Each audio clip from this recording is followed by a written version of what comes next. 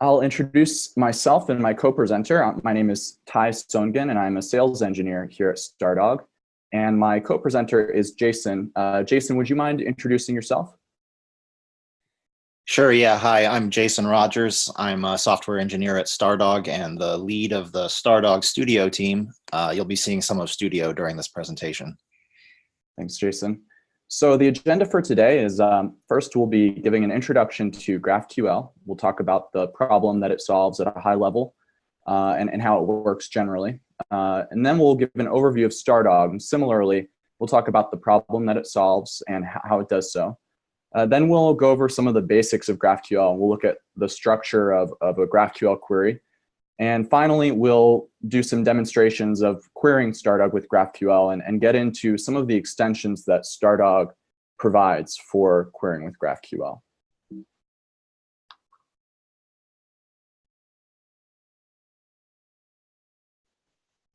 So GraphQL is a querying framework developed by Facebook, and it's grown in popularity over the past 3 or so years. And in the past year, it has especially taken off among web developers. And GraphQL is really the combination of a declarative JSON-like query syntax, as well as a translation runtime for communicating with disparate data sources, which together provides a graph abstraction over the collection of data sources. Primarily, GraphQL is used on the web to tie together multiple HTTP endpoints and allows developers the flexibility of specifying only the data they want to receive from a given call. GraphQL translates that request into multiple API calls for each endpoint and returns JSON results with a structure matching that of the initial request. So in a typical front-end application, developers requesting resources from various endpoints, for example, endpoints that represent products, payments, users, and inventory, that sort of thing. And those resources are usually retrieved via separate HTTP calls, and the results of which then need to be transformed and connected on the client to serve some specific function of the user interface. But using GraphQL, you can instead make just a single HTTP call describing exactly the data that you need for the UI, as well as the shape that it should take. And then the GraphQL endpoint knows how to read your request and retrieve the various bits of data that it requires, and finally join them together in a way that matches the structure of the initial request. And so this way, when the product needs change, developers are empowered to modify data requests and satisfy the product requirements without the overhead of writing code to glue multiple requests together. It's as simple as just declaring the new data that's required and its new shape. So the Stardog Knowledge Graph platform provides an analogous benefit, and that is the ability to query disparate data sources across the enterprise where they sit as though they exist as a single unified data source.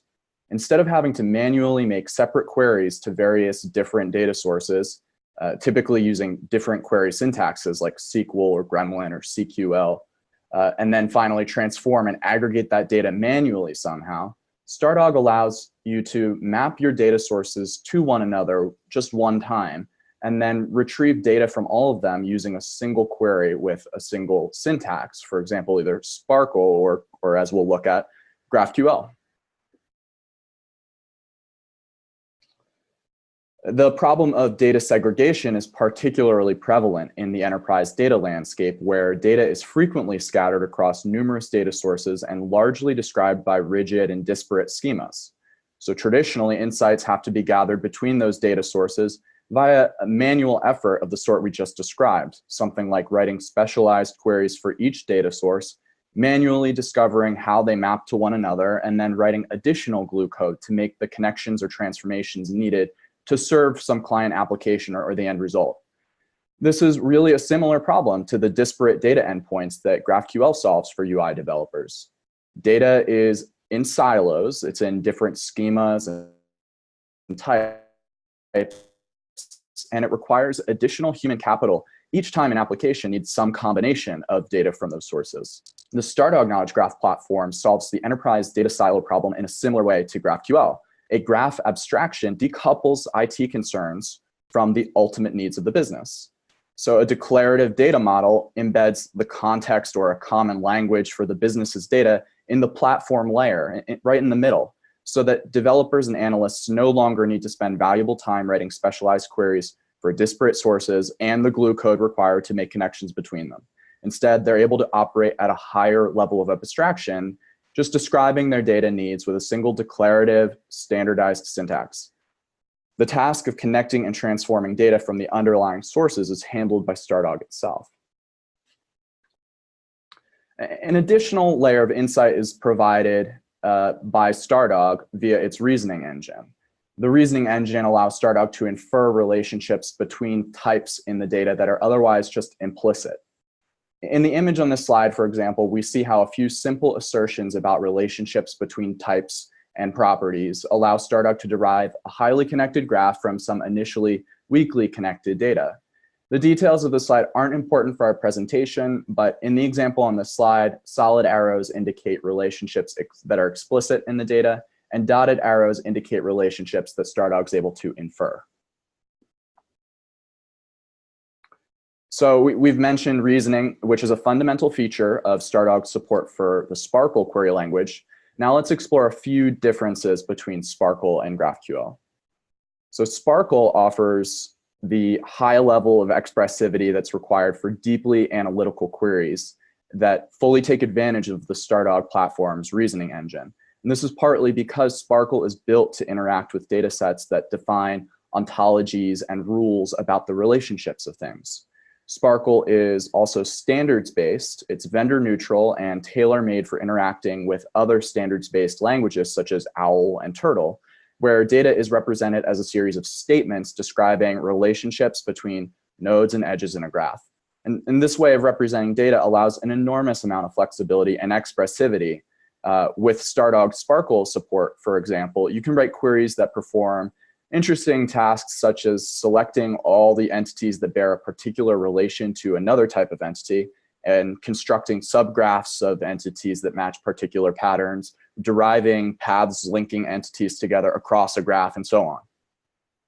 GraphQL, on the other hand, it has some limitations when it comes to query expressivity, which is natural because it's designed to address the needs of UI developers primarily. It's not as well equipped as SPARQL for making connections or deriving new insights from data, especially via things like reasoning over well-defined ontologies. But nevertheless, its core graph abstraction is very effective at unifying a business's data landscape in some specific use cases. And its widespread use and the declarative syntax that it uses makes it a natural fit as one of several entry points to the Stardog knowledge graph. Furthermore, Stardog provides some extensions to GraphQL that do make it capable of using reasoning to at least some degree.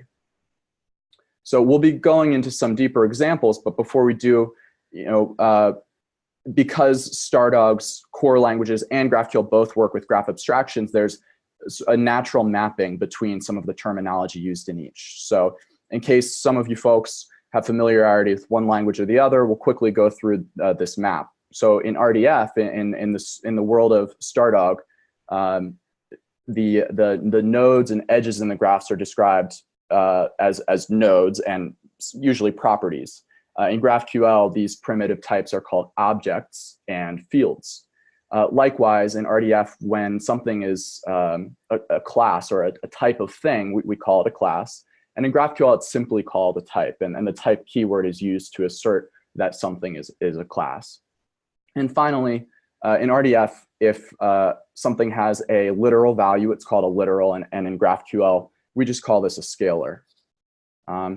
So we have been talking a lot about all of this in the abstract. We're going to now dive into some concrete examples, and I'm going to hand off to Jason now to take a closer look. Yeah, thanks, Ty, and hi again, everyone. As Ty said, we're going to start walking through some basics of GraphQL here and work on constructing some queries together. So let's start doing that. For this example and for all the ones that follow, we're going to be using a very small data set describing entities in the Star Wars universe. This is a fairly standard data set that's used in these examples. The data set includes humans, such as Luke Skywalker, and droids, such as C-3PO. as well as information about them, such as their names, their friends, and the movies in which they appear. So here you can see some of the turtle syntax that was used to load this data into Stardog. For those who aren't familiar, turtle is a syntax that allows straightforwardly representing RDF data as a series of triples, which is essentially a subject, predicate, object pattern. In this case, there's a set of triples describing a Luke node at the top of this slide as being of type human, having the name Luke Skywalker, having a number of friends, appearing in a number of movies, and having a home planet. Similarly, there's another set of triples describing a 3PO node as being of type droid, having the name C3PO, and so on. The rest of the data in our data set includes other familiar Star Wars characters and has essentially the same format. So I won't be showing all of it. With this background in place, we can now start writing our first GraphQL query to try to retrieve some data about these characters. And we're going to do this inside of Stardog Studio, which you should be able to see on the screen here. Stardog Studio is Stardog's IDE for the Knowledge Graph platform. It's helpful here not only because it provides assistance when writing queries, so things like syntax highlighting, grammar help, and so on, but also because it lets us execute queries in real time in the same place where we're writing them. And the latest version of Studio, not coincidentally, supports GraphQL. The core ideas from GraphQL that are central to query construction are the ideas of types, objects, and fields. These are the things that Ty showed on the last slide.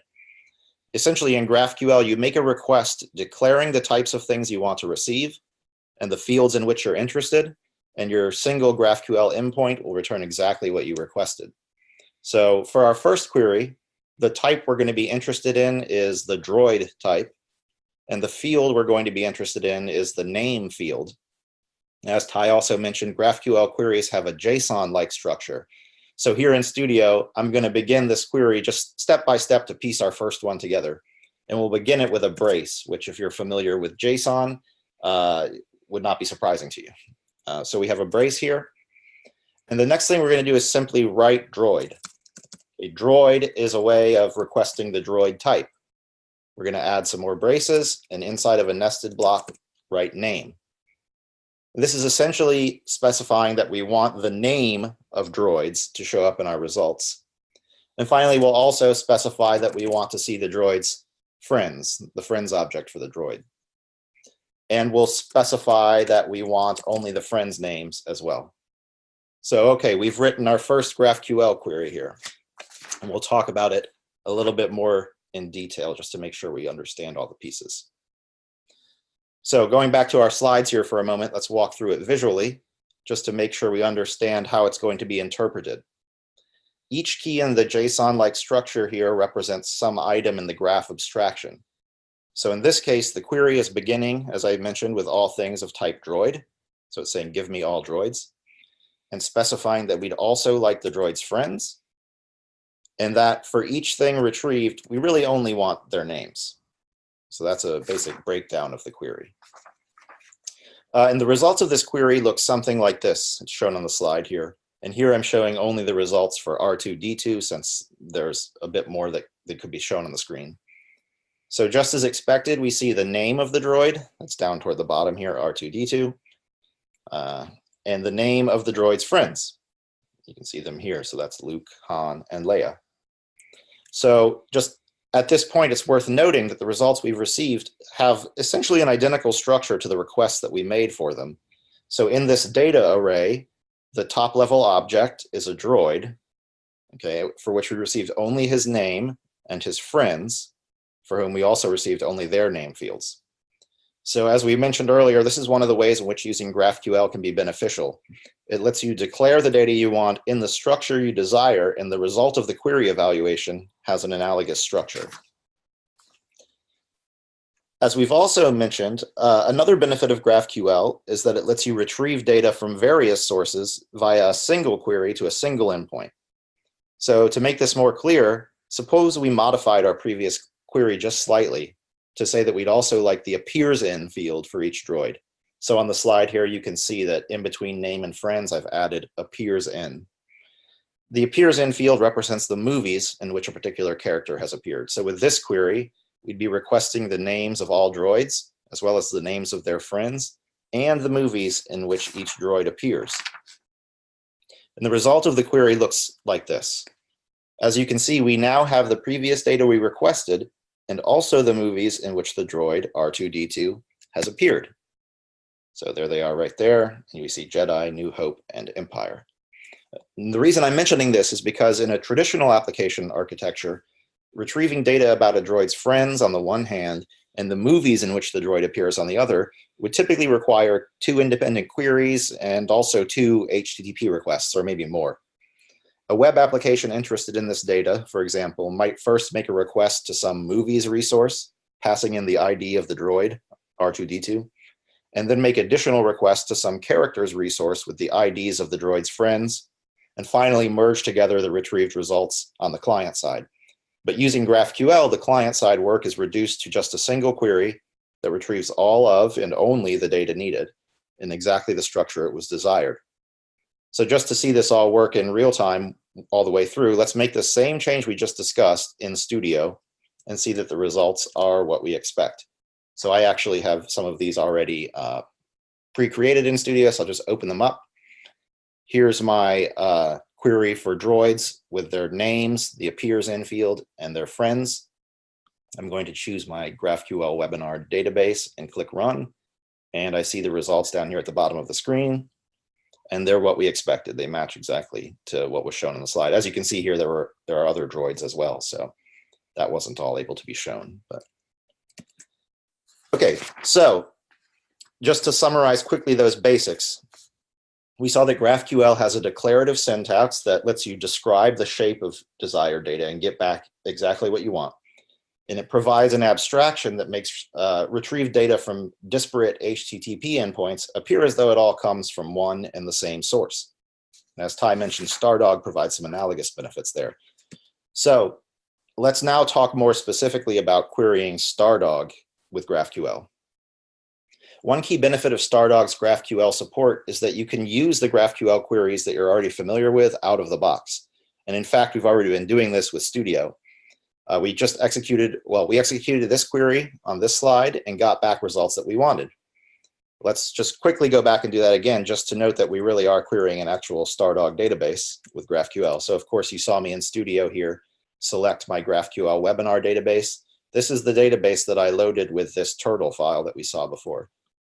So the point here is just to emphasize that we really are querying Stardog with GraphQL. And as you can see, Stardog returns exactly the same data as you would expect from a GraphQL endpoint. So it's worth noting here, as I essentially just did, that we're receiving the same data that we initially loaded into Stardog using turtle syntax. So this means Stardog has enabled us to use GraphQL to query an RDF graph. And it can do the same for those that might live in your existing Stardog databases. Ty mentioned that SPARQL is very expressive. It can allow you to express some very complex queries, but at times, the simplicity of GraphQL might be nice to have available. And the point here is that you can use it as you've already used it elsewhere, perhaps, with Stardog. So on that note, let's see. Let's think some more about the previous GraphQL query we had seen. So it's this one, droids, names, friends. As we saw, the query retrieves the name of each droid and the name of its friends. But in many cases, you're going to want your queries to retrieve something more specific than this. And just for example, you might want to retrieve only the names of droids and their droid friends.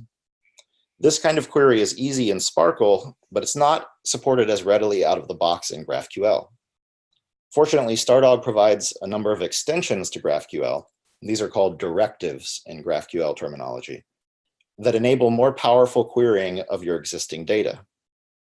In this case, the type directive enables us to indicate that we're interested only in the names of things with type droid. So using this Stardog extension, we can restrict the friends of droids to be only droids. So let's do that in Studio. So we'll add to our query here droid and say that that's a type that we're interested in and run the query. And we've got results. We see that the results of the query now show only the name C3PO, and the name of his droid friend R2D2. Now these results might seem a little odd, especially compared with our previous results. In the other examples that we've encountered so far, R2D2 was a top-level name, so not C3PO, and the results included his friends' names too. Wouldn't you expect to see the name R2D2 at the top level here as well? Is it possible that R2D2 doesn't reciprocate C3PO's friendship? And some of you familiar with the movies might know the answer to that, but let's investigate. So by default, Stardog treats all fields of a GraphQL query as required. This means that if there are droids who don't bear friendship to other droids in our dataset, they won't be retrieved by our previous query. But as you can see here, Stardog provides another directive, the optional directive, that can make query fields like friends optional. So when we run our query using the optional directive, we see R2D2 as a top-level name in our results again. Note that R2D2 doesn't have any droid friends in our data set. We made that field optional. So as it turns out, C3PO regards R2D2 as a friend, but the feeling isn't mutual.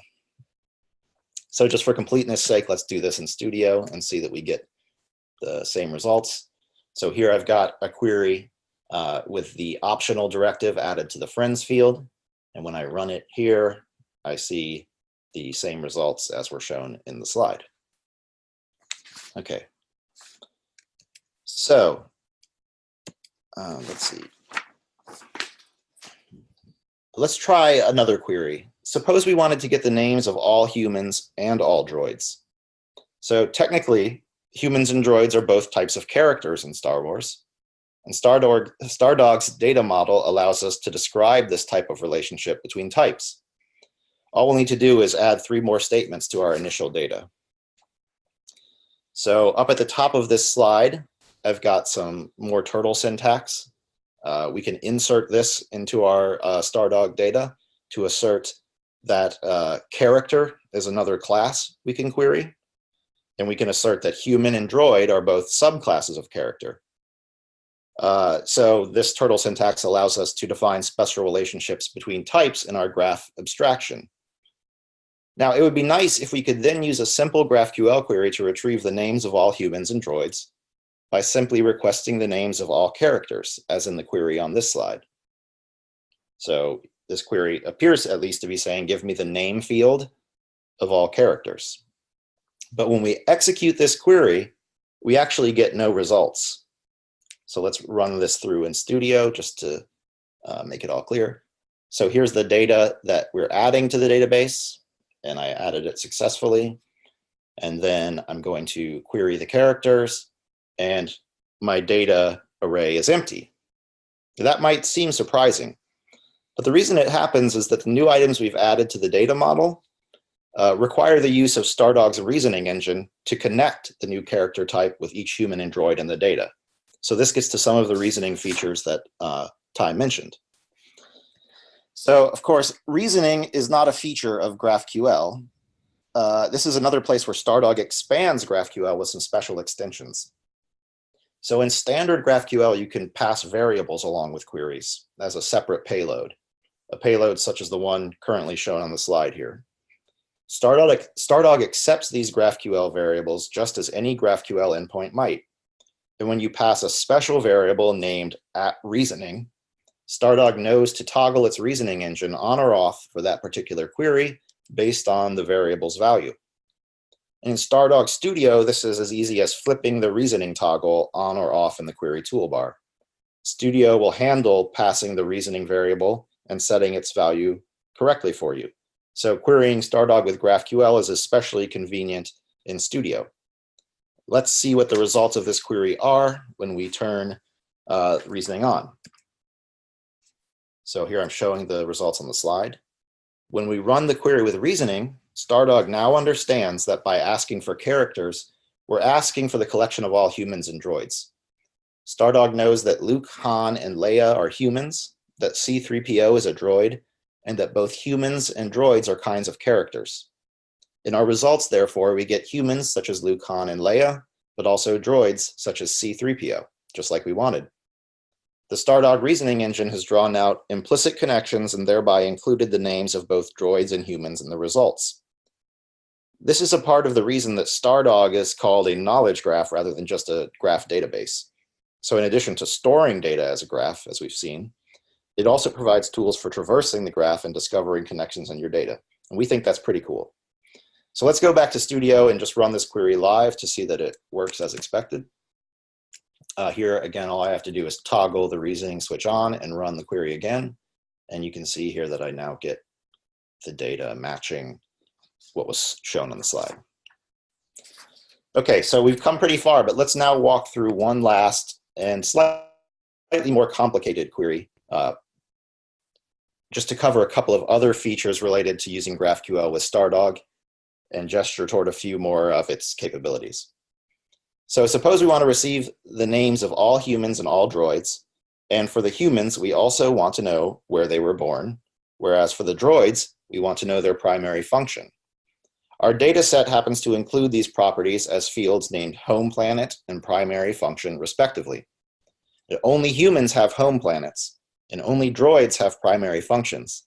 So we only want to show a home planet field in our results when the entity is a human, and we only want to show a primary function field in our results when the entity is a droid. How do we make that happen? Well, on the slide here, you can see we're using another feature of GraphQL called fragments. The GraphQL syntax is perhaps a little complicated, but what it says in essence is just that when the retrieved object is of type human, also include the home planet field. And when the retrieved object is of type droid, also include the primary function field. And just for a bit of fun here, I've also added another feature of GraphQL in Stardog called aliases. So I've aliased home planet as born on. When we run that query, we get just what we asked for again. For humans like Luke, we have the planet that they were born on and their name. For droids like C-3PO, down at the bottom of this slide, we have their primary function and their name instead. For completeness, let's just run this query in Stardog Studio. So I've got it preloaded here with my fragments on human and on droid. I'll have to turn on reasoning for this one again, and there we are.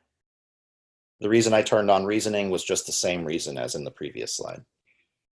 So here we see our results with the results that we expect. So that's as far as we'll go for now.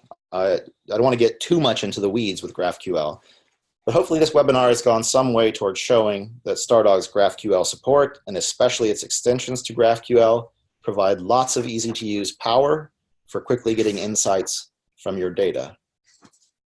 Because our time has been limited here, we haven't been able to cover all the things that you can do with Stardog and GraphQL. So for example, Stardog offers a number of other special directives, and I've listed some here on the screen, and related features that extend GraphQL's capabilities. So features like ordering of results, paging, querying named graphs, and so on. If you'd like more information about these features, you can definitely check out our documentation at stardog.com/docs. And just to plug something that's come out fairly recently, it's new for you, a great way to try out some of these queries and play around with some variations and so forth is by using our new Stardog sandbox, which helpfully offers a running Stardog instance with some pre-built data sets that you can query. There's no download required. You can go to that URL that you see on the screen, stardog.com/sandbox, and start one up today. And of course, you can also download Stardog and Stardog Studio if you'd like to try GraphQL with Stardog in your local environment. To do that, you would just go to stardog.com/download and follow the prompts that you see there. So we've said a lot. You probably have some questions, so I'm going to go ahead and pause for a moment to open it up to Q&A. Thanks. Thanks, Jason. So we have an anonymous question sent in. Is it possible to use GraphQL with named graphs? How does that work? And just for clarification, named graphs are a way of providing context to some set of data in a Stardog database? Yeah, sure. That's a good question. This is actually one of the directives that we didn't cover in our slides, but we could just talk about it briefly. I don't happen to have any named graphs in my data, but it's very easy to query named graphs. If you want a query to go to a particular named graph, you actually just write at the front here, query. We're doing this because GraphQL allows passing in arguments, and to do that, you have to use this form that starts with query. We can name the query whatever we'd like. And then we use a directive here called the @config directive. And here's where the arguments occur. We just write graph, and whatever the name of our particular graph is, that's the named graph that will be queried here. So slightly more complicated, but essentially you just need this query keyword, a name, and then use the @config directive to query named graphs. And that's in stardog.com/docs as well. So if you want more on that, definitely check that out. Thanks. Are there other questions? We have a question from Scott. Scott's wondering, does the @reasoning directive work in Studio without using the toggle switch? It sounds like he's developing a query for use by an app developer, and he doesn't want to have to change the query when he hands it off to the app developer. Yeah, that's a good question. The answer might not be the one Scott wants, but Stardog Studio just sends along the variable for you when you click the reasoning toggle. There's not another way to do it inside of Studio. There are ways to do it, for example, in JavaScript. We have a library that we publish called Stardog.js. If this happens to be a JavaScript application, that library allows you to pass along the variable yourself, and there's documentation for it if you just search the web for stardog.js. And in other environments, there are likely specific ways to do it. I'm actually not totally sure what the ways are to do it there. But to answer the question more directly, in Studio, no, it just sends the reasoning variable for you. It uses Stardog.js under the hood to do it. So that's why you might want to check that out. But yeah, I hope that answers the question. Perfect. We have another question anonymously asked about the turtle syntax that we were looking at in the demonstration. They were wondering if we have documentation for that and if that's proprietary. Okay, sure, yeah. So turtle, no, it's not proprietary. It's part of the larger RDF framework that includes SPARQL as well. It's defined by the W3C, the same group that defines HTML, the standard, and so forth. You can find documentation on that easily by searching the web for turtle. There's a language specification that you can find. There's also information in our docs about how to write turtle. It's fairly straightforward. Again, it uses the triples pattern I mentioned earlier, which essentially describes data using subject, predicate, and object forms. So yeah, thanks for that question. Are there any others? We've got a question here. Does Stardog itself natively support GraphQL, or is there some translation happening into SPARQL? Yeah, that's a good question. And actually, let me show something in Studio here. So I've still got Studio on the screen. I'm going to simplify my query a bit. Stardog does translate the GraphQL to SPARQL. It doesn't just natively support GraphQL. And you can see what Stardog does by using the Show Plan button here in Studio. So if I do Show Plan on this query, I get some text output. This is the same output you would get from the Stardog CLI, for example, showing first the SPARQL that it's been translated into. Now, it's not that lovely because it uses some machine-generated variables and so on, but you get the basic gist here of what it's doing. It's asserting that something, which it's called 0, is of type character, and so forth. So you can use that Show Plan button to see what Stardog is doing under the hood. And yes, it is translating it to SPARQL. And you can also see the standard information that you might see if you've used the Show Plan button before. You see the query plan and so forth. So yeah, thanks. Thanks, Jason. We have a question from, I hope I'm pronouncing it correctly, Simon. How is the underlying GraphQL schema generated? Is it induced from the OWL ontology in the triple store, or would an RDFS ontology be enough? So Simon, we have more information in our documentation on this, which Lauren has posted a link to in the chat. But by default, Stardog relaxes the schema restriction that is default for GraphQL, and it will induce a basic schema from the underlying ontology. But you can also provide a GraphQL schema if you want to be more specific. I hope that answers the question.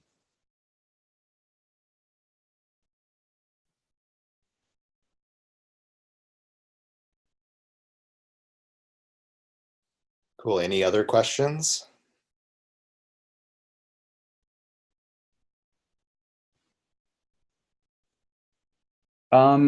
Here we've got one more.